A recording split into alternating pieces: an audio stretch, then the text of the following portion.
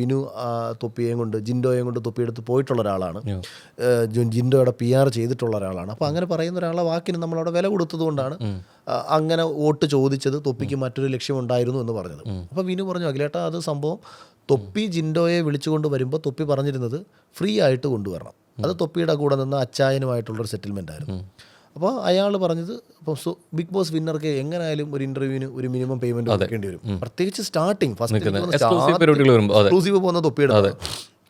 അപ്പം തൊപ്പിയുടെ അവിടുത്തെ ബെനിഫിറ്റ് എന്ന് പറയുന്നത് ബിഗ് ബോസ് വിന്നറെ എക്സ്ക്ലൂസീവായിട്ട് തൊപ്പിയുടെ ലൈവിൽ കൊണ്ടുവരുമ്പോൾ തൊപ്പിക്കും റൂട്ടർ പ്ലാറ്റ്ഫോമും തമ്മിലുണ്ടാക്കിയ കോൺട്രാക്ട്, ആ റൂട്ടറിൽ നിന്ന് തൊപ്പിക്ക് കിട്ടുന്ന പൈസ ജിൻഡോയ്ക്ക് പകരം വിനു പറഞ്ഞത് ജിൻഡോയ്ക്ക് പൈസയൊന്നും കൊടുത്തിട്ടില്ല. ഇനി അതല്ല, ഇവർക്ക് ഈ വന്നു പോയത് ഈ പൈസ 8 ലക്ഷം രൂപ കൊടുത്തു. അപ്പോൾ അതിലെന്താ ശരിക്കും സത്യം?